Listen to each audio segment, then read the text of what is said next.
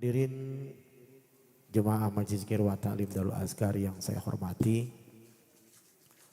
dalam setiap kesempatan Jumat,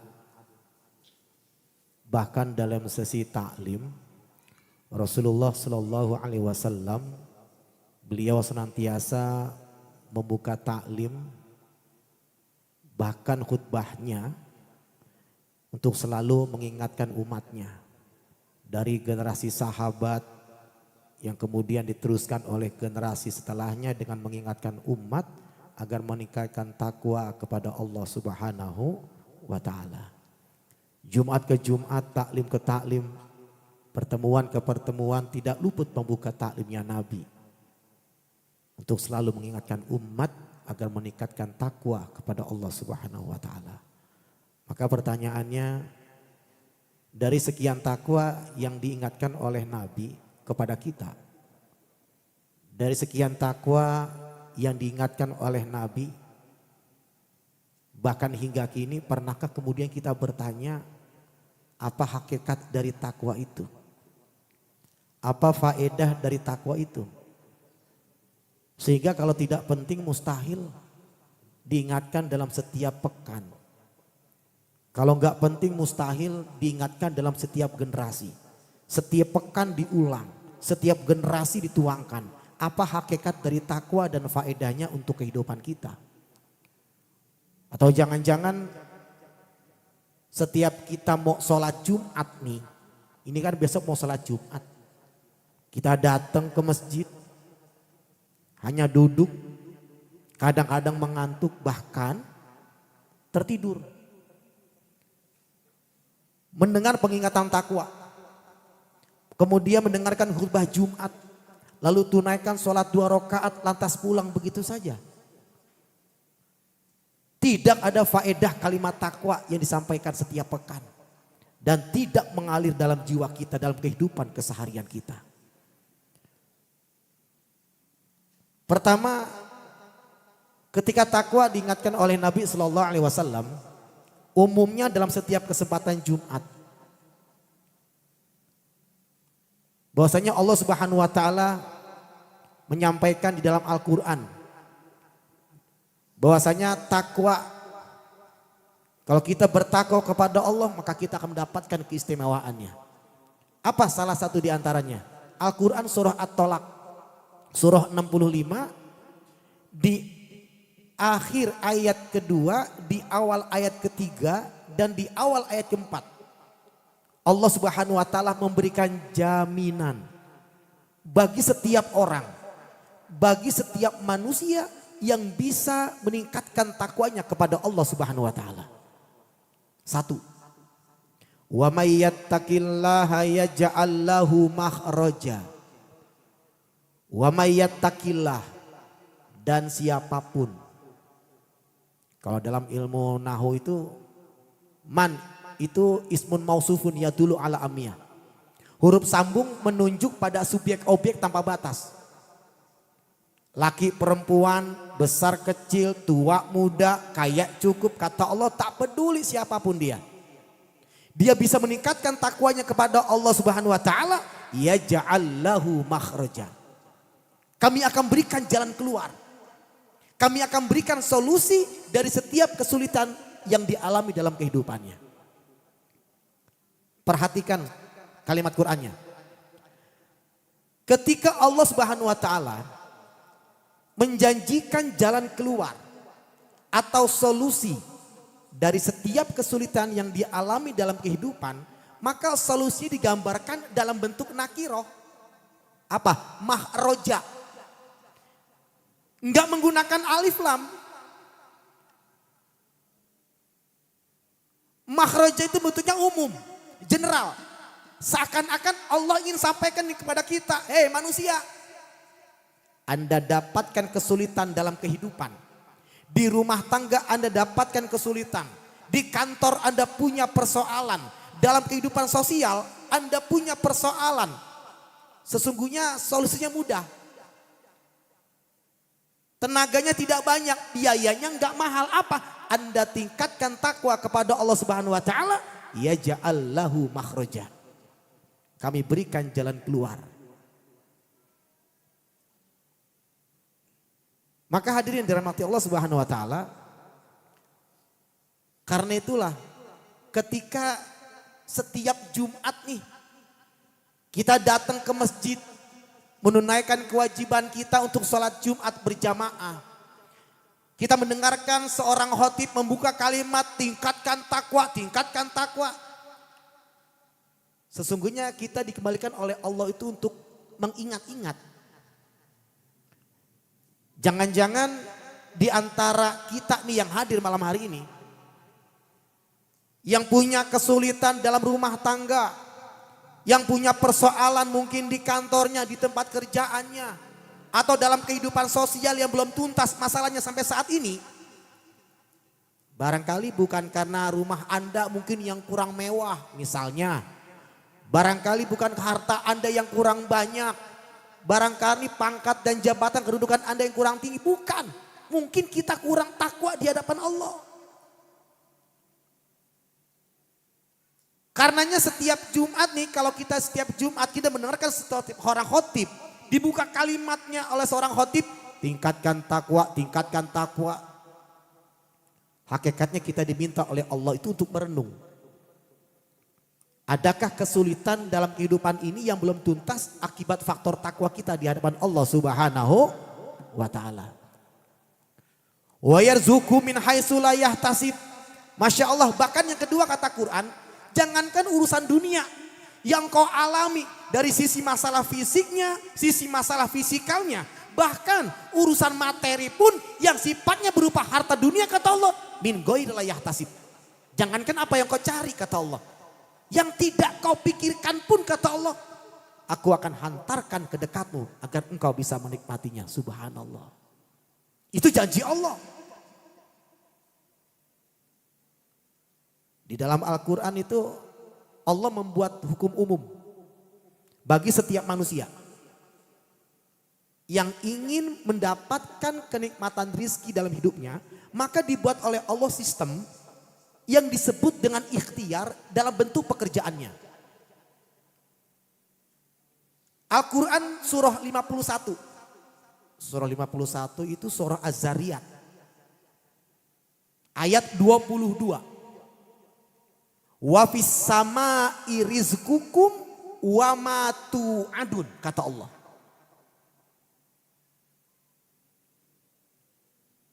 Di langit ada rezeki kalian.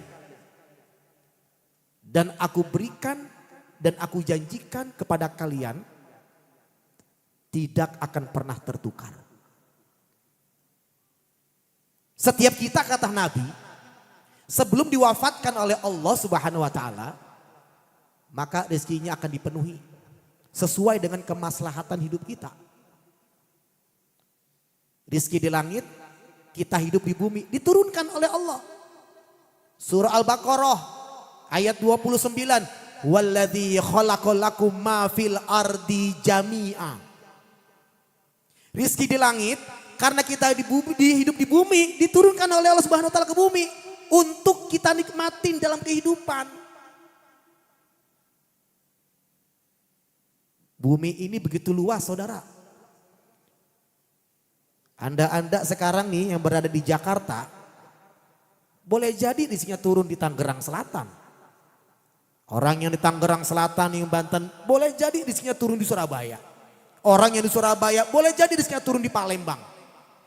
Karena itulah ketika konsep rezeki kemudian ingin kita raih, maka Allah membuat sistem yang berlaku bagi setiap orang, yang berlaku bagi setiap manusia. Di sini orang beriman atau enggak beriman, bertakwa atau enggak bertakwa kata Allah, muslim atau non muslim sekalipun kata Allah. Jika mengikuti konsep yang Allah buat di sini, maka rizki bisa dia dapatkan dalam kehidupannya. Al-Baqarah, surah Al-Baqarah ya, ayat 168. Ya ayyuhan nas. Wahai sekalian manusia kata Allah, yang beriman ataupun yang gak beriman, muslim ataupun non muslim kata Allah. Kullu mimma fil ardi halalan thayyiba. Makanlah yang halal, yang baik yang ada di perut bumi, silakan kau makan. Kata Allah.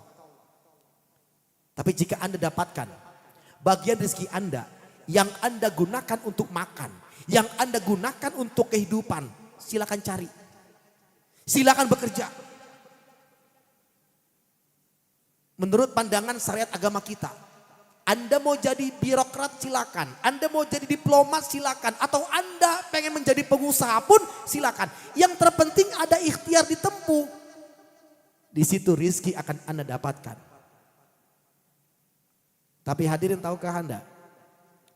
Ketika Allah ingin memberikan rizki kepada orang yang beriman dan bertakwa, Allah rubah kalimatnya. Allah tawarkan dari bentuk standar, dari bentuk yang paling cepat. Perhatikan kalimat Qur'annya. Untuk manusia umumnya. Hai manusia, ya ayuhanas. Silakan Anda cari, silakan Anda bekerja. Rizki kami kirimkan kepada Anda, kata Allah. Ya ayuhanas. Tapi ketika Allah menyebut orang beriman, berubah tuh kalimatnya. Apa kata Allah? Surah Al-Baqarah ayat 172. Ya ayyuhalladzina amanu. Hai orang-orang yang telah menyatakan beriman kepada Allah. Para ahli tafsir sepakat. Jika ada kalimat ya ayyuhalladzina amanu, maka khitab ayat ini hanya ditujukan, hanya dikhususkan buat orang-orang yang telah menyatakan beriman kepada Allah Subhanahu wa taala. Perhatikan kalimatnya. Ya ayyuhalladzina amanu kulu min thayyibati ma razaqnakum. Ayat pertama, ya ayyuhan nas kulu mimma fil ardi halalan thayyiba. Berubah. Ya ayyuhalladzina amanu kulu min thayyibati ma razaqnakum. Perhatikan perbedaan sigot kalimat Qur'annya. Ya, perhatikan perbedaan sigot kalimat Qur'annya. Ketika Allah ya memberikan rizki kepada siapapun, ya ayuhanas, silakan Anda cari rizki kami kirimkan, kata Allah. Sistemnya universal, umum, general. Maka Allah sebutkan dalam Al-Quran, ya ayyuhannas. Tapi ketika menyebut kalimat ya ayyuhallazina amanu, satu kalimat halalnya dibuang dan dijamakan dengan kalimat ma razaqnakum. Artinya apa? Kamu gak usah lelah-lelah mencari rezeki di hadapanku, justru aku yang akan menghantarkanmu. Supaya kamu gak lelah mencari rezeki di hadapanku, kata Allah. Maka pribadi-pribadi yang gemar berbagi, pribadi yang gemar memberi, maka insya Allah hidupnya akan dimuliakan oleh Allah.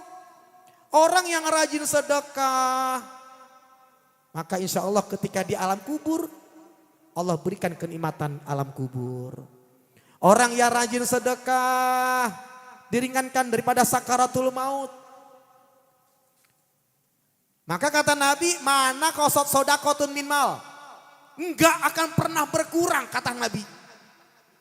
Tidak akan pernah berkurang harta yang disedekahkan. Justru kata Nabi, semakin Anda bersedekah, semakin Allah tambahkan, tambahkan, dan tambahkan. Kenapa? Ya, karena kemuliaan sedekah yang dihadirkan dalam kehidupannya.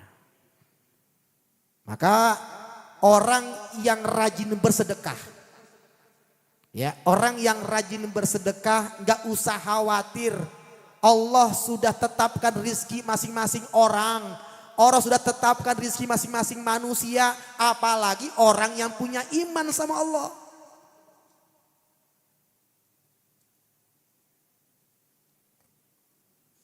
Maka ini peringatan buat kita. Ya, ini peringatan buat kita. Allah sampaikan di dalam surah Al-Ma'un.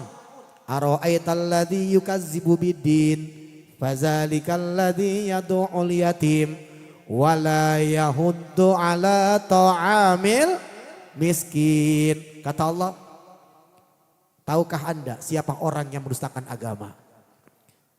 Ternyata orang yang mendustakan agama itu adalah orang-orang yang gak pernah peduli kepada anak-anak yatim. Orang-orang yang mendustakan agama adalah orang-orang yang gak pernah peduli kepada fakir dan miskin. Maka mohon maaf hadirin yang dirahmati Allah Subhanahu wa taala, kalau ini ada nih di sekeliling kita Tetangga kita ada yang orang susah, ada fakir miskin, bantu mereka. Kenapa? Karena yakinlah ketika kita bantu mereka, yakinlah Allah akan muliakan kehidupan Anda. Allah akan mudahkan kehidupan Anda. Maka tadi yang telah saya katakan, orang yang beriman itu apalagi bisa meningkatkan takwanya kepada Allah, yakinlah Allah akan mudahkan setiap kehidupan kita. Harta yang sudah kita sedekahkan, terlebih lagi ya setiap malam Jumat di Majlis Darul Askar yang kita cintai ini, kita keluarkan sedikit dari harta yang kita punya.